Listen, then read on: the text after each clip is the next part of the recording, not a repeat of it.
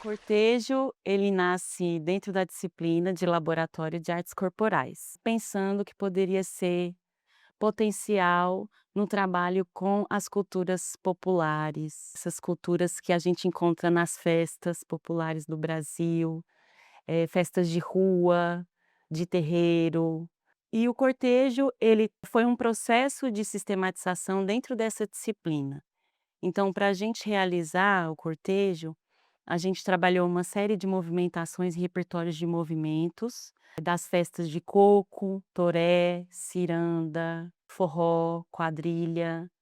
Depois a gente trabalhou a produção de objetos do brincar dentro desses contextos das festas populares, que são essas festas mais locais, regionais, né. A participação no cortejo começa quando a professora ela traz pra gente, né, essa ideia, e a gente começa a elaborar tanto o repertório de movimento, quanto como seria nossas indumentárias, qual seria o tema. Tema para água, rio, mar, para que as pessoas conseguissem produzir as indumentárias conforme elas quisessem, tanto que teve muitos peixes, a carranca também. Em relação à produção, como eu contribuí, foi na questão da elaboração mesmo do roteiro, de qual seria a nossa trajetória, né, para o cortejo, de onde a gente sairia, qual seria o percurso, como seria durante todo o cortejo, quais seriam os movimentos, as danças que a gente realizaria, e também a produção das máscaras, produzir a minha máscara. Ajudei alguns colegas também a produzirem as máscaras deles. Em algumas aulas, a professora trouxe aí orientações de como a gente poderia produzir essas indumentárias, alguns exemplos que ela tinha, ela trouxe para a gente ver como seria, e a gente elaborar as nossas próprias indumentárias, nossas máscaras. Depois que a gente produziu esses objetos, então, do brincar, a gente começou a pensar essas partituras de movimentos, pensar edição desses movimentos, sequências, de forma mais concreta, então, a realização do cortejo. Antes da gente sair para a rua, a gente fez uma experiência cênica, que a gente saiu de dentro da sala de aula para experimentar esse corpo em cena que é visto, né, que pode ser visto, e isso mexeu muito com as nossas estudantes, especialmente porque muitas estudantes chegaram na disciplina com vários entraves, né, entraves, a nível de conhecimentos, né, de reconhecer que esses conteúdos, esses repertórios de movimentos, eles têm uma importância, e, entraves corporais, de timidez, de ansiedade, de expressão, né, mesmo, de se expressar. Em relação aos desafios, eu senti mais dificuldade em relação a aprender os movimentos, né, as partituras de movimento, e me soltar mais no processo e também no próprio cortejo, mas como eu fiz a máscara que eu me sentia mais confortável não mostrando o rosto, eu me soltei mais no cortejo do que nas aulas em si, nas aulas que a gente fez antes, que seriam as aulas preparatórias para o cortejo. O cortejo é pensar nessas relações processuais entre várias linguagens, até chegar no brinquedo em si, né. É um brinquedo que ele é cortejo, ele é intervenção urbana, ele é performance, ele é protesto também. Teve também a presença de intelectuais importantes da arte e da cultura da cidade, como o mestre Jairo, o professor Cícero, né, que trabalha com a extensão aqui, coordenador da extensão, o professor Isaac também foi um dia, o Robson Vieira, que também é coordenador territorial, né, atua aqui, tem uma importância muito grande. Então isso para a gente também trouxe uma legitimidade para esse espaço. É muito mágico quando a gente vê nos estudantes, nas estudantes, um certo entusiasmo, como também é desanimador quando a gente não vê, né.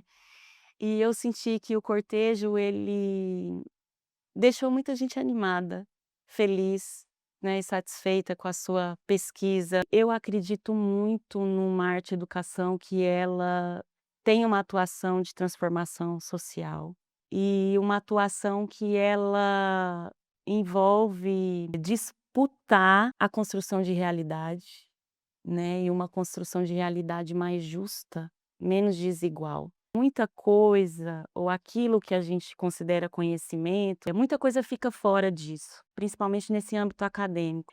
Existe uma injustiça ainda, né, no nosso campo, na arte e educação, em reconhecer artistas e certas formas de conhecer na arte. Eu fiquei muito feliz com o convite da professora Ayá e de vocês aqui da universidade, né, os acadêmicos, né, porque eu sempre fui muito identificado de forma assim, espontânea com as atividades fora dos auditórios, né, fora da sala de aula, né, as chamadas aulas de campo, né, a visita em loco em determinado lugar onde você pode resgatar parte da história, da memória, né, da cidade, entende? Do Rio e assim por diante. Então, quando eu fui informado, né, que o cortejo era exatamente com este objetivo, né, de levar a arte para as ruas, né, as manifestações afro e indígenas, né, para a comunidade de uma forma assim,